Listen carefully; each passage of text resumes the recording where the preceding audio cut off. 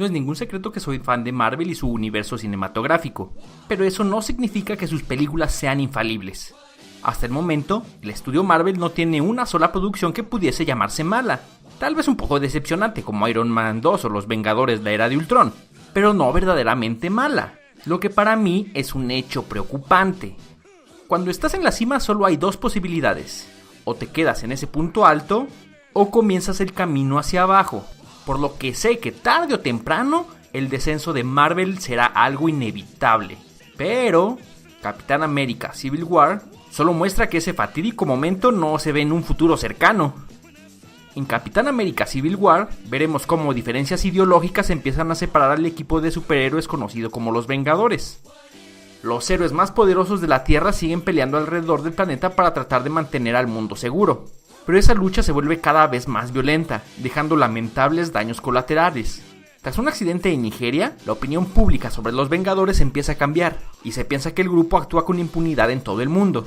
Cuando la ONU plantea un tratado para hacer que los superhéroes trabajen de una manera más apropiada, Steve Rogers y Tony Stark tendrán opiniones muy distintas en cuanto a dicho tratado, lo que será solo el primer paso para fracturar a la unión entre los héroes. Siempre he dicho que una película debe de valerse por sus propios medios para contar su historia, y aunque Civil War sigue esta regla, es inevitable señalar que no es un buen punto de entrada para aquellos que quieran conocer por primera vez el universo Marvel. El conflicto dentro de la trama es autocontenido, pero no así los personajes. Puedo imaginar que si esta es la primera película de Marvel Studios que alguien ve, no tendrá ningún problema siguiendo la historia, pero puede que sea difícil decir lo mismo con los protagonistas. Esto se debe a que la gran mayoría de ellos ya han tenido por lo menos una cinta propia para desarrollar sus personalidades. Y si no se tiene una mínima noción de quién es quién, es probable que los espectadores menos experimentados se queden rascándose la cabeza preguntándose quién es quién y por qué hacen lo que hacen. Supongo que lo que trato de decir es que no es obligatorio ver todas las películas anteriores de Marvel, pero definitivamente tampoco hace daño.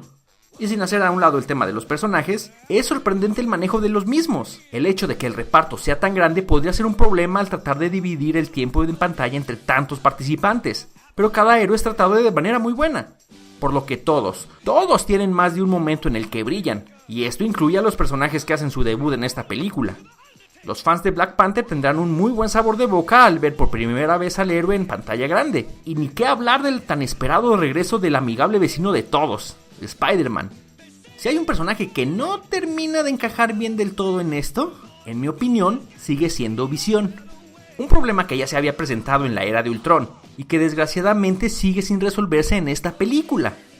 Y ya que estamos hablando de problemas, hay que mencionar uno que ha arrastrado el universo cinematográfico Marvel desde su concepción. Los superhéroes siguen siendo coloridos, carismáticos y sumamente interesantes, pero los villanos, excluyendo al favorito de todos, Loki, siguen siendo algo mediocres, y esta mala costumbre continúa en Civil War. Aunque el villano definitivamente es parte importante de la trama, resulta el punto más débil de la misma.